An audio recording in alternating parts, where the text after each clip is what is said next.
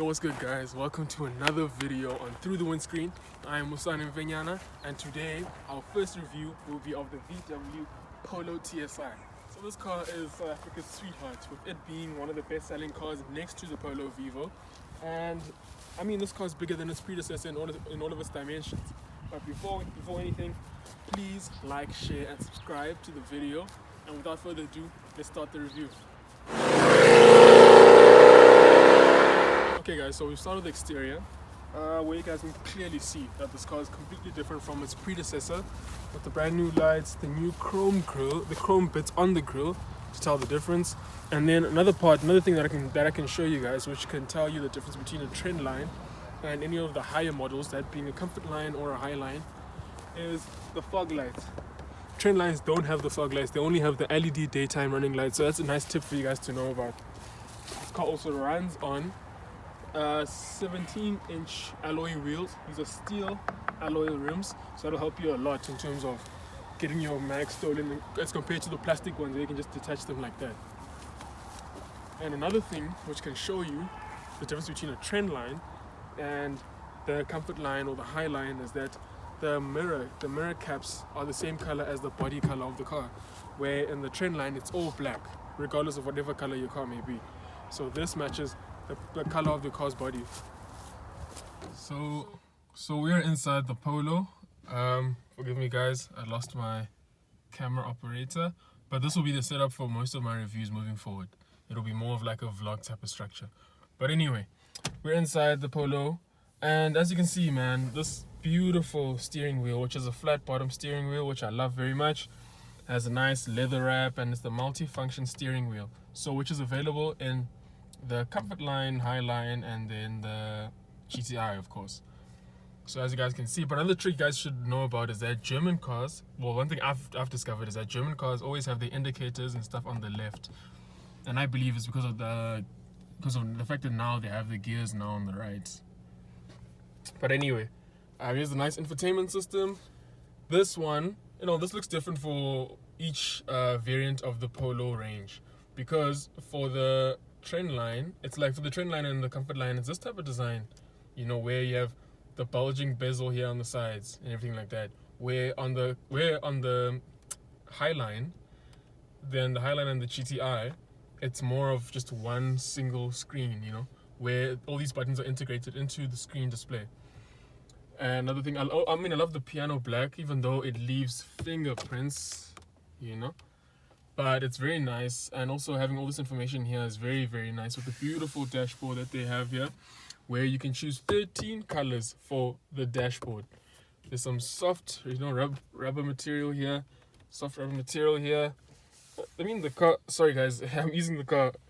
This car feels solid, There's no squeegee bit. The only issue is that even on the sides, the sides, there's a bit of this plastic cheap material, but it's fine. And there are electric windows all the way through the back of the car. Always sanitize, guys, and keep your mask in the car, an extra mask in the car. The light system, the light controls are here, and then this right here helps you control the angle at which the lights illuminate the road. So at 1 is that it's like the lowest angle, where it's more steep, the angle is more steep towards the road. And then 3, now the lights have lifted up a bit so they can illuminate a bit further than usual. So that's the nice thing about it, man. I have a nice compartment here to keep my sunglasses safe, light controls, nice mirror. There's visibility at the back. So just open the catch. Let's check out. So this car is I need to find the catch first, and I always struggle with this thing for this car. Okay, nice. My bad, guys. So this car is a 1-liter 3-cylinder turbo engine, and yeah, guys, the turbo helps this car in terms of its pulling power. Because yes, there is a power deficiency. There's a power deficiency that the car has. And so if this car didn't have the turbo, guys, you would literally feel it as much as you feel it already with the turbo. But it makes a big difference as compared to what it would be if it didn't have the turbo. And VW claims that the car's economy is about 5.5 liters, between 5 and 6 liters per 100 k's, which is a very, very good ratio considering that the car's fuel capacity is, the tank capacity of this car is about 45 to 50 liters, I think. Yeah, don't quote me on that. But yeah, but I mean, it's a car that can last for about on one tank for about 650 kilometers if you're driving properly and efficiently. And the nice thing about the interior that I want to show you guys is and light it up. Yes, is this feature. I like this feature. Now, there's a Think Blue feature that you have in this car where you have your score out of 100 of how you've been driving efficiently in terms of the Think Blue trainer. And the whole purpose of the Think Blue trainer, as the name says so, it trains you to think blue. So it advises you and gives you tips on how to drive efficiently and how to save more fuel, and also just the longevity of the car's life, also just to ensure that the car lasts for as long as it's meant to last for, and even longer. So another thing about this is you can have options here to choose from, which is the convenience consumer, or this is for like when the aircon is on too, and then showing you how the overall consumption of the car is. Okay, let me just press this. Driving data, amount of kilometers you've traveled since you started, how many hours or minutes you've been driving for, average kilometers per hour and average fuel consumption. And yeah, that's about it. No. Vehicle status, yes. So now this is where you'd have all the information for any queries the car may have. So if I have let's say one of my wheels, or I have the pressure in one of my wheels has depreciated. So therefore the car will tell me which one exactly. So it'll illuminate if there's a problem, then I press here. Yeah, I press here. It'll illuminate whichever one of these four wheels, and tell me which one has lost pressure. So that's a very nice feature, man. It's very convenient instead of having to see it for yourself or feel it for yourself, or also just having those type of things that we used to use before. And now this car is more technologically based now, where you're able to find such information here on the infotainment system. There's also Bluetooth, which you can choose from. Also with the Bluetooth, you also are able to connect your car to, you see this part here? There's a port here. Yeah. There's a port here where you can connect to your car, and then it'll show up here for the USB. If you have an iPhone, it'll show up as iPod, and then if you have an Android, I'm not really sure how it'll show up. Now here, to this digital instrument cluster in between the speedometer and the rev counter. So for this, also when you switch the car on, a nice clock comes up. Which is a nice. So over here, right, you have options that you can sift through by pressing this button over here. So you can press this button to sift through the vehicle status. Like if you don't want to check on the infotainment system, and just check here, it'll tell you all entries that are available, as well as the driving data. You have your fuel consumption, and then whilst you're here, you can also sift through by using the arrows. So you press the arrows, your average consumption since you started, your fuel range, your traveling time, how long you've been traveling for since you started, the distance, average speed, and then your current speed that you are traveling at when the car is moving. Oil temperature too. So there's a number of things you can just see from this. And then the telephone too. You press the arrows again to just check your most recent calls, So that's a nice feature about this car. So I really enjoy that, because it makes it easier for me if I want to make a call. I just press here whilst I'm driving instead of pressing on the infotainment system, so that I can keep my eyes on the road whilst I'm driving. All right, so that's just the interior of this car. It's very comfortable. The seats aren't aren't the best you'd ever have, but the nice thing about the seats is that they are comfortable enough for you to drive around town. They're not much of an issue, and I mean, even for myself, I'm quite picky when it comes to my seats, because after a long time of driving, like any other person, I'd assume, I have back problems, but I have back problems more than often. So for me, the comfortability of the seats, how rigid the seats can be, and how much they support you, the bolstering here is good enough. I'm not a big guy, so obviously I want to, wobble about in between. But all in all, man, that's the interior of the car. And there's good visibility at the back, if you guys can see.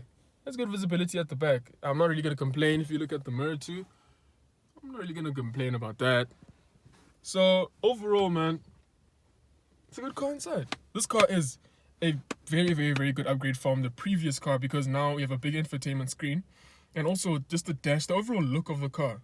You know, the overall look of the car is amazing. It's really, really amazing. It has a luxurious feel. This is the type of quality you'd expect from such cars like maybe like an Audi A1, A3, you know, and so on. I'm not gonna say Mercedes-Benz A-Class because I mean they just changed the game. But I'm just saying the older ones now, not the brand new models that they have right now.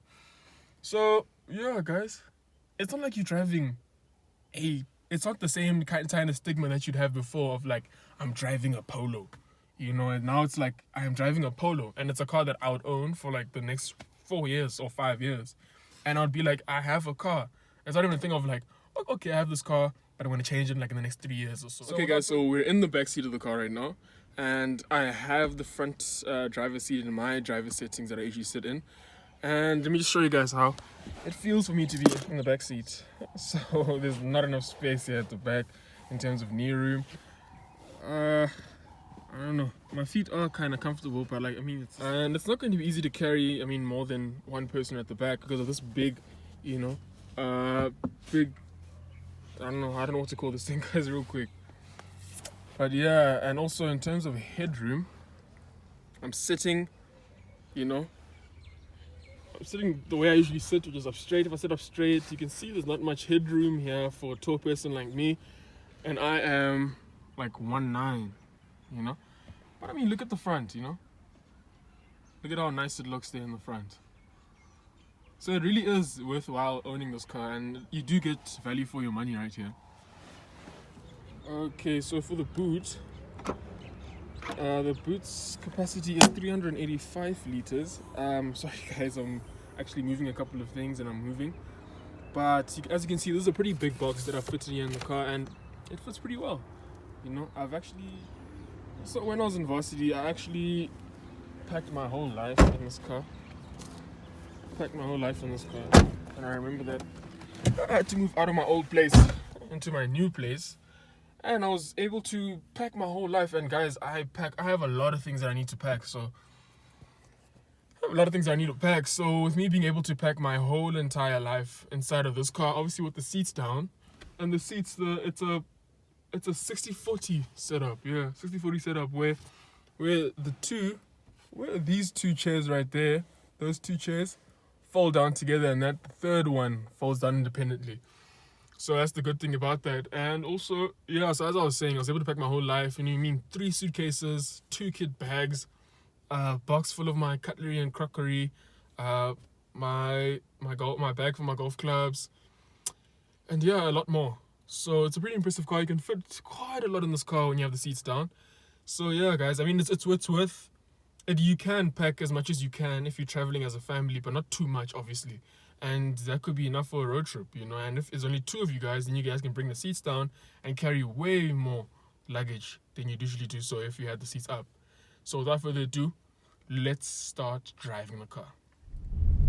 So we're inside the VW Polo TSI 1-liter 3-cylinder car, the turbocharged car that is the Polo.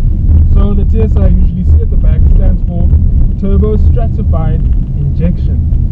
And that, with that being said, the turbo stratified injection is the turbo that's in the car, which helps the 1-liter engine. You know, it's a 3-cylinder car, so it definitely needs a turbo. And I must say, you know, the turbo plays a very significant role in the car's overall performance, because this car has the outputs of the car is that it has 70 kilowatts of power and 175 newton meters of torque.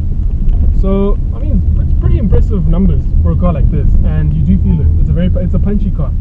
That's one thing we cannot lie about. It's a punchy car, but the thing is that if I'm driving, right, I need to overtake instantly. You must expect a bit of, not even a bit, but like you must expect a certain amount of turbo lag. You know, which is something that has been an issue with most turbos. But I mean, once it gets going, it gets going. Trust me, it gets going, bro. And it's the type of engine where you tell it to do something, it doesn't even ask questions, it just goes. Excuse me. So that's the one thing I like about this car. But the downside of that is the fact that if I am on a hill, right, and I'm by the robots or I'm by a four-way stop, you know, and I have to take off.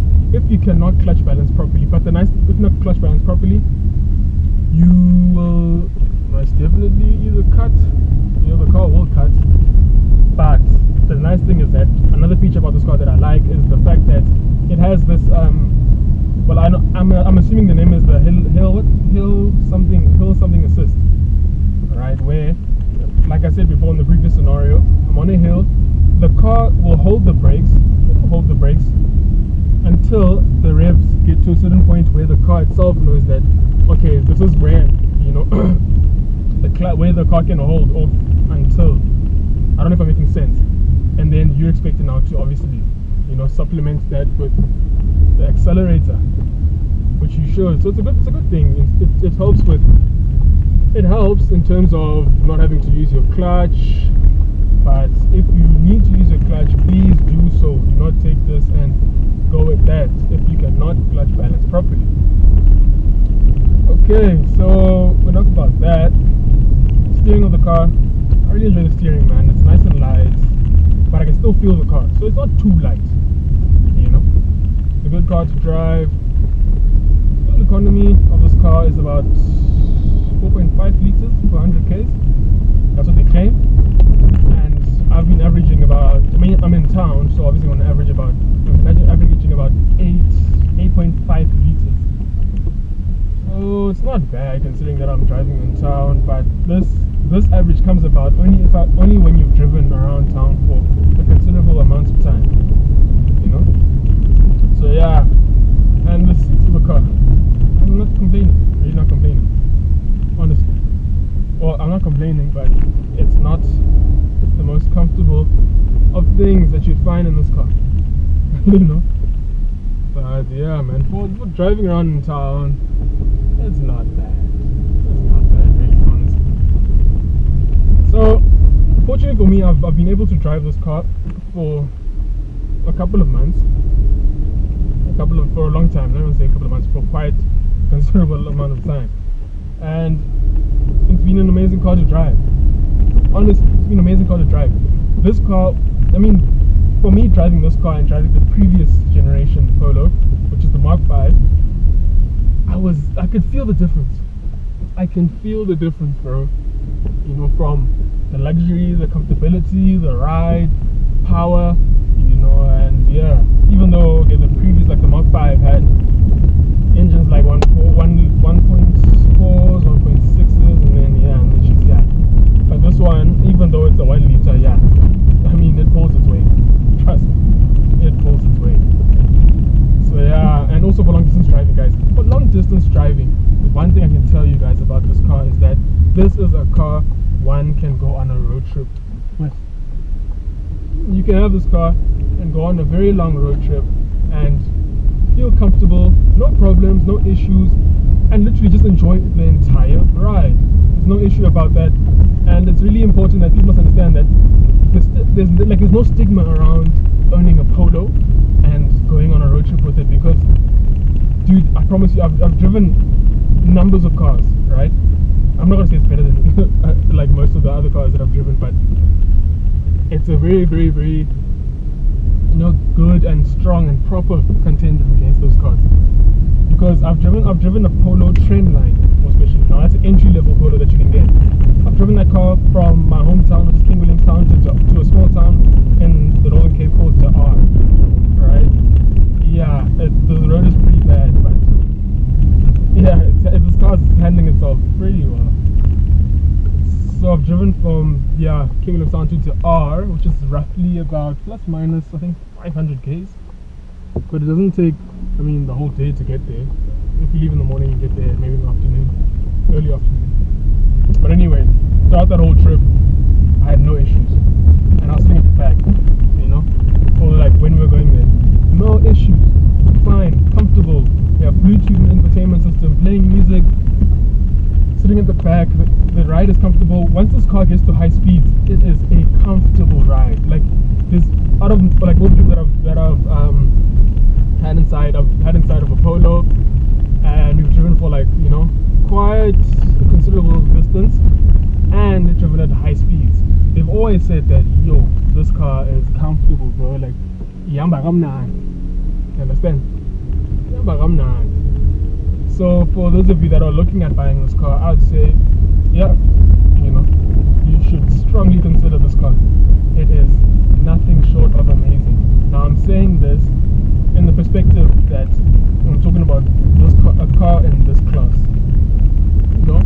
But also, I mean, it's a strong contender for other cars too, because there's a small hatchbacks, right, and there's like the big hatchbacks, like the Golfs and all the other cars that you may have. But yeah, dude, I mean, if you can't afford a Golf and you're looking for a hatchback, bro, you're not missing that much by owning a Polo. Honestly, I'm not going to lie to you. I don't know. The gearbox. So let's talk about the gearbox. Something I want to talk about. I've never been fond of VW clutches, right? Because I've always been used to the Toyota clutch, and I've driven a number of cars with their clutches and their manual gearboxes and so on, right? But yeah, Toyota's still number one for me right now. But this one is smooth. This manual transmission is smooth, bro. I can tell you that, dog. It is smooth, my guy. You know, and you don't need to do that much to change. These guys, delivery guys on scooters, you literally don't have to do much in terms of changing. You'll be fine. I mean, it's a car that one can learn to drive from. And yeah, like, I have space. I can connect my phone. I have space for my phone. Cup holders too. Yeah, the cup holders have issues with that because it's what's the shape? It's a hexagonal shape, right? And that's not really good. I'd rather just have it round. Keep it simple, make it round. That's it. You understand? But yeah, not much to complain about. Loads of headroom. Windows go all the way down. Important thing, also at the back, they go all the way down. I'm trying to remember now. So yeah, but I mean, my overall verdict about this car's drive quality, the ride, and everything about it, I give it a thumbs up. I give it a thumbs up, bro. I mean, test driving this car for me would be enough to convince you, but not. No, let's take it. Yeah, let's go ahead with the deal and take this car. So yeah, verdict of what's my verdict on this car? I'd say if you got the money, go ahead and buy it. It's an amazing car. It's an amazing all-rounder, and it is worth your money. Also, thank you guys very much for watching the video. Please don't forget to like, share, and subscribe, and comment down below which car you guys want to see me review next. Alright then, see you next time.